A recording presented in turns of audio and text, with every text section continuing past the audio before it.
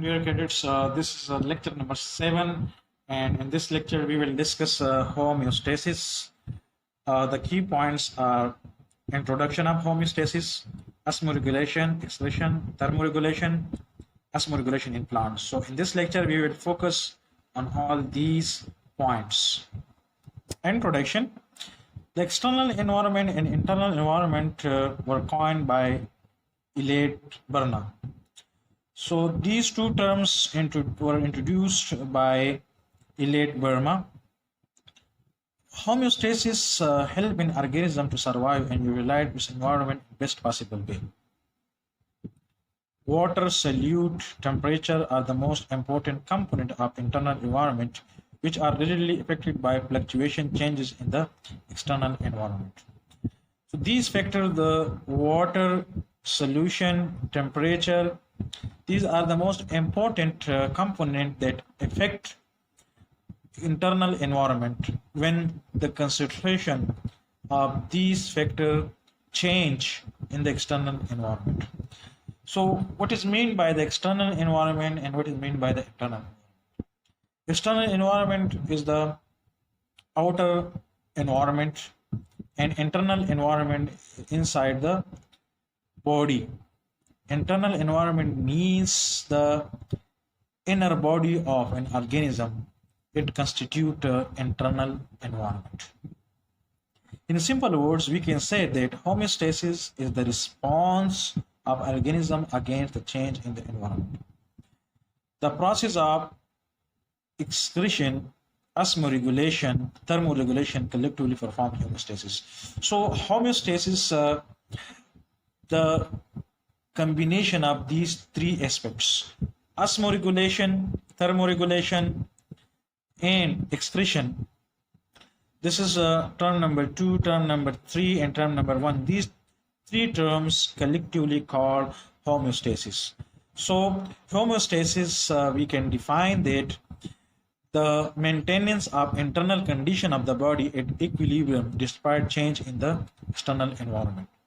So homeostasis definition show that homeostasis is the ability of all the living organism to keep the internal environment in stable condition in spite of a change in the external environment. So the change in the external environment will not affect the stability or equilibrium of internal environment or internal body condition. Now we will discuss the first aspect, osmoregulation in plant. Now definition, osmoregulation is the maintenance of amount of water, salt in body fluid, blood and tissue. So osmoregulation is basically the maintenance of water concentration and salt concentration inside a tissue fluid or body fluid. Tissue fluid means in human blood. Blood is the example of tissue fluid or body fluid, and tissue fluid means the fluid around the tissue cell is called tissue fluid. Now, on the basis of availability of water, we can categorize plant into three groups, hydrophytes, mesophytes, and xerophytes. Now, first, we will discuss osmoregulation in hydrophytes.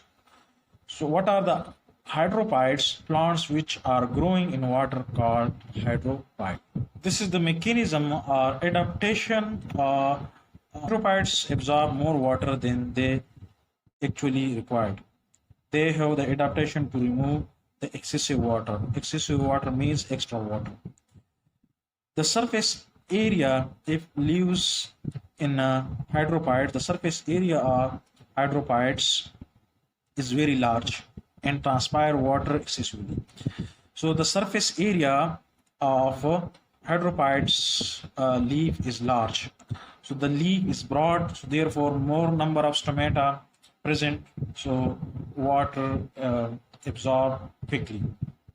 So water release quickly due to transpiration.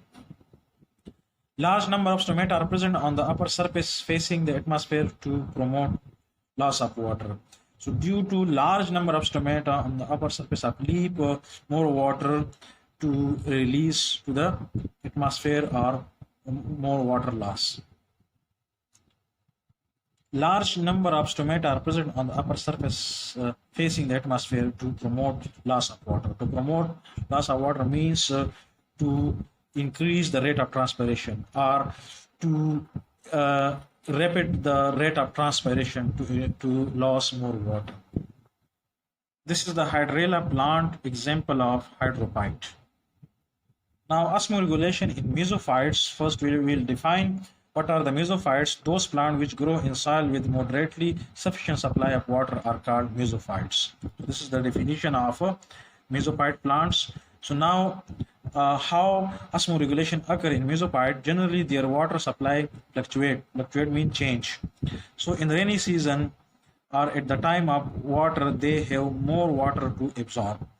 So insufficient supply of water, stomata are kept open to promote loss of extra water. So more water loss when the stomata is open in case of availability of sufficient amount of water in the soil.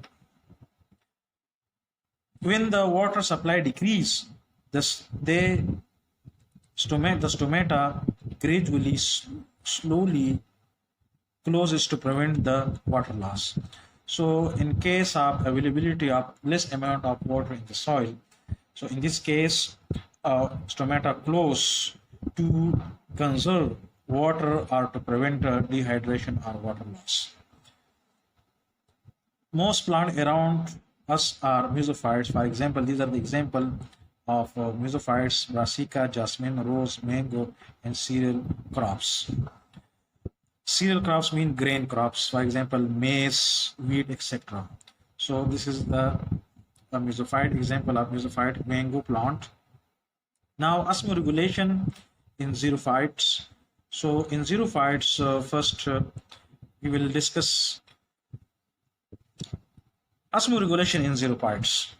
Definition: the plants which grow in area of limited supply of water like desert are called xerophytes. So those plants which grow in desert area are called xerophyte plants. Now the mechanism how osmoregulation take place in xerophyte plants.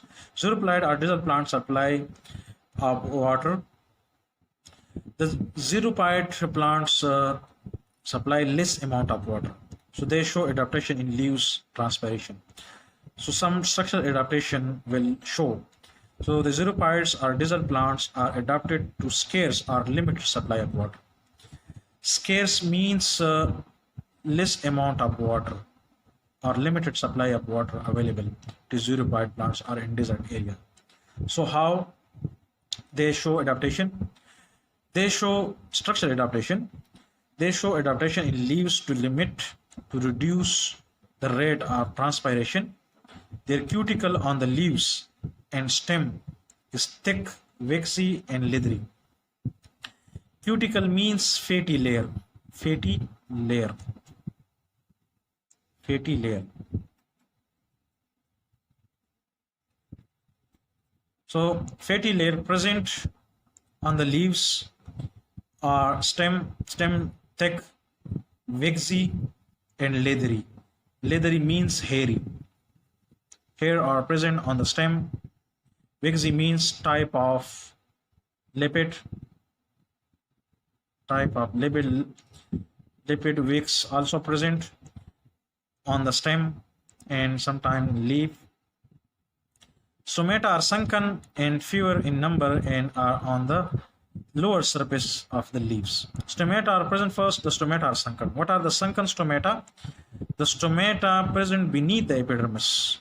Normally the stomata present in the epidermal layer, but in case of sunken stomata, this is the leaf, this is the epidermis. So the stomata are sunken here.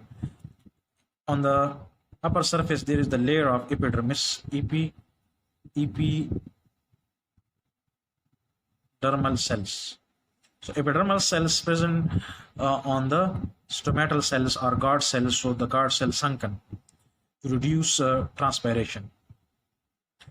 Some plants have no leaves and green stem perform the process of photosynthesis.